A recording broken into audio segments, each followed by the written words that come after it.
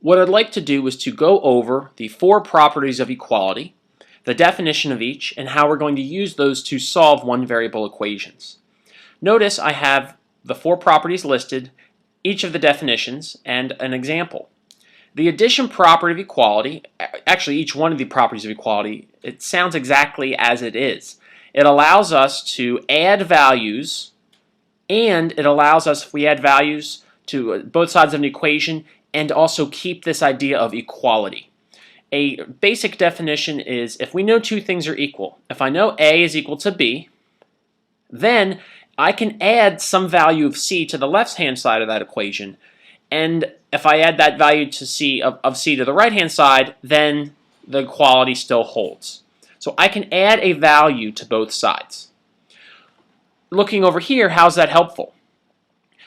If we have an equation, we know a variable is representing an unknown.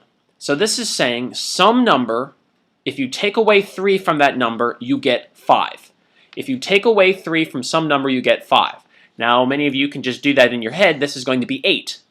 The idea of properties of equality, how we can use that, is if I want to solve this value here, if I want to solve this equation for just x, what I want to do is to get x by itself. So what I can do is to add a value of 3 to both sides. Now, why did I choose 3? Why do I want to add 3? Well, because if I have a negative 3 and I add a positive 3, they're going to cancel out to be 0. So I'll have x minus 0 or just x. So what the property of equality here, the addition property of equality says, I can add a value to both sides of an equation. As long as I add it to both sides, the quality of those two sides is still the same. So I want to cancel out a minus 3 by adding a value of 3 to both sides, which I did. The subtraction property of equality is very similar, except now we can subtract a value. So if I have x plus 7 equal to 10, I want to undo this positive 7. I want to get this x by itself. So to eliminate it, I can subtract a value of 7 from both sides. What I'm left with is x. These will cancel out. And I'm going to have 10 minus 7, which is 3.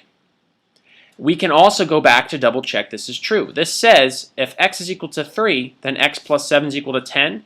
Well, if I plug 3 back in for x, I get 3 plus 7 equal to 10. 10 equal to 10. That worked. The multiplication and division properties of equality are very similar. Multiplication property equality says I can multiply an equation by by a value, both sides of an equation by a value, and that equality still holds. So if I know a is equal to b, if I multiply a by some c and I multiply b by some c, then that equality still holds. How is that helpful? Well, if I know 1/2 times x is equal to 3, I can multiply both sides by some number and get x by itself. Up here we were trying to get 0, right? We were trying to eliminate negative 3 and a positive 7, and we added 3 and subtracted 7 respectively to get 0. But now, since 1/2 is multiplying x, what I want to try to do is to get 1. So if I take 2 and multiply both sides of the equation by 2, over on the, I guess it'll be easier to look at the right-hand side. 3 times 2 is 6. 2 times 1/2 is 1. So I get 2 times 1/2 is 1x equal to 3 times 2 or 6. We know anything times 1 is just itself. That's the multiplication property or multiplicative identity. And here we get x equal to 6. So we can multiply both sides by 2. What I also could have done is to divide both sides by 1/2, and that's the division property of equality. If two things are equal, then I can divide those two values by some value as long as it's not equal to 0. You can never divide by 0. So here I have 3 times x equal to 15. I have multiplication that I want to undo. I want to eliminate the multiplication, so that means I'm going to divide both sides. Notice 3 divided by 3, they cancel out to be 1, so I'll have 1x. And 15 divided by 3 is 5. 1x is just x equal to 5. These properties of equality allow us to add values, subtract, multiply, and divide in order to cancel out subtraction, addition, multiplication, or division or multiplication, and division and multiplication. So they allow us to undo these operations, and the goal is to always get x by itself. Let's take a look at an example where we have variables on both sides of the equation. We can use this scale here, this balance, to help us understand the properties of equality. Notice here on the left-hand side of the scale we have 5 x's and we have 2 balloons, and these balloons are lifting up this side of the scale. These x's are positive, so they're pushing down, but these balloons are lifting up. So we have 5 x's and we're taking away 2 values here. So we have 5x minus 2. On the right side of the scale we have 4 x's and positive 3. They look like coins. What this scale allows us to do is it provides us an image of exactly what we're trying to do when we are solving for a variable using just basic algebra. And that is, we are trying to keep this equality, keep this equation equal on both sides. We don't want to tilt it one way or the other. So in the examples we already saw, we only had variables on one side. But now we have variables on both sides. So we have 5x's over here and 4x's over here. Remember when we talked about the addition property of equality, that said we could add and subtract values from both sides. So the goal, when we have variables on both sides, we have x's on both sides, the goal is going to be to get all the x's on one side. In other words, we want to eliminate the other variables on one of the sides.